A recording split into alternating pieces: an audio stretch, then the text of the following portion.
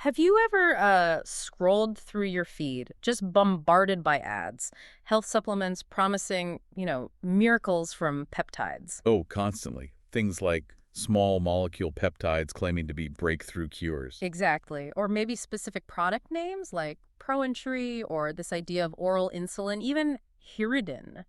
They claim wonders for your well-being. It's really hard to ignore. It is. And they sound so scientific sometimes. Well, today we're going to try and cut through that noise. We'll be using Professor Lin's fantastic research to really sort out the science from, well, slipped marketing. Sounds good. The goal really is to help you sharpen those critical thinking skills, right? Right? Especially with health claims. Absolutely. Okay, so let's unpack this. The big claim, the core idea behind a lot of these products. Is that these peptides are somehow special, like direct nutrients? Yeah, exactly. That they somehow bypass normal digestion and deliver these, I don't know, powerful, targeted benefits, boosting immunity, slowing aging. Lowering blood sugar. You hear that one a lot, too. Sounds incredible, doesn't it? That certainly sounds incredible. But here's the thing we really need to grasp. Our digestive system. It's designed to dismantle pretty much everything we eat, peptides included. Dismantle. Yeah, think of it like a really efficient recycling plant. It breaks down complex things, even these peptides, into their most basic building blocks. Very little gets absorbed intact to do its original job. Okay, so if we connect this to the bigger picture, Huh. what exactly are peptides, biologically speaking? Right, so peptides are just short chains of amino acids. Yeah. Amino acids are the building blocks of proteins. Peptides are just shorter versions. Shorter chains. Got it. But here's the crucial bit, the Yeah. biological reality. Mm. In adult humans, almost any peptide that's longer than, say, 3 amino acids, it just cannot be absorbed whole. You can't get through. No. Yeah. Our bodies have these powerful digestive enzymes. Think of them like tiny, relentless demolition crews. They break proteins and peptides down Into what? into much smaller units, either individual amino acids or maybe tiny chains like dipeptides. It's just 2 amino acids linked together, or tripeptides, 3 amino acids. So what happens to those smaller pieces then? Do they get absorbed directly? Well, here's where it gets even more specific. Ultimately, our bodies are pretty strict. Only the individual amino acids, those single units, precisely. Swallowing these specific peptides means they get taken apart. Their unique structure, and therefore their claimed unique function, is lost during digestion. So the structure is the function, in a way. Absolutely. And if you destroy the structure, you destroy the function. The only real exception, and it's quite specific, is in newborns for a very short time. They can absorb some large proteins, like antibodies from breast milk, for passive immunity. But that's different. Okay, that makes sense.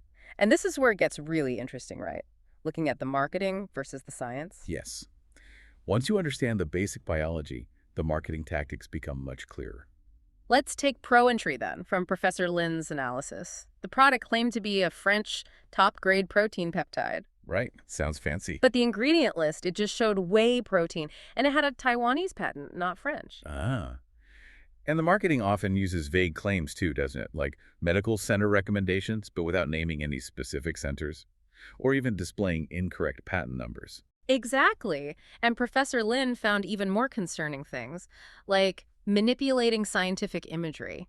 Oh, like what? For Proentry, there was this chart supposedly showing Proentry content decreasing over time, but it was actually a direct copy from a research paper about something totally different. Aren't you kidding? What was it about? TGF2, it's a cytokine, a kind of cell-signaling molecule, absolutely nothing to do with whey protein. Wow, that's brazen. And there was more. Claims of academic research international affirmation for Proentry. It led to a paper about bovine whey protein extract tested in a mouse model for asthma. So not even tested in humans for the claimed benefit, and not even mentioning the product Proentry itself. Correct, and published in a journal with a pretty modest impact factor. Not exactly a global academic indicator as claimed. We see similar patterns elsewhere too, don't we? Like with those oral insulin supplements, things like bitter melon peptides. Yeah, grand claims about lowering blood sugar, but Professor Lin points out there's just no solid scientific evidence in humans. And Hirutin, often marketed as a blood clot nemesis, even comparing it to Nobel Prize-winning discoveries like insulin or artemisinin. Yes, Professor Lin completely debunks that comparison as baseless hype. Curatin is a real anticoagulant, but the way it's marketed in these oral supplements ignores the digestion issue entirely. And then there's the heavy reliance on doctor endorsements. Professor Lin highlights that these are often just marketing tactics, not genuine medical consensus. Right.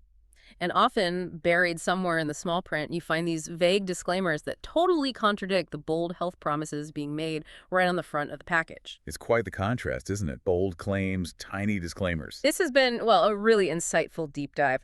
Separating the facts from the fiction in these health supplements isn't always easy. So what does this all mean for you, the listener, when you see these claims? Well, this really raises an important question. How do you navigate this landscape? I think the key takeaway here is the absolute necessity of critical thinking. You have to question the extraordinary promises, understand the basic biology like we discussed with digestion, and look for genuine, robust scientific evidence.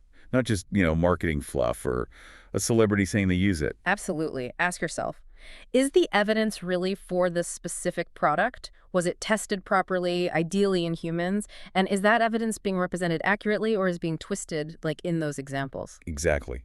Check the source. Check the study design, check if it's even relevant. That's definitely something for you to mull over and perhaps explore further as you make decisions about your own health.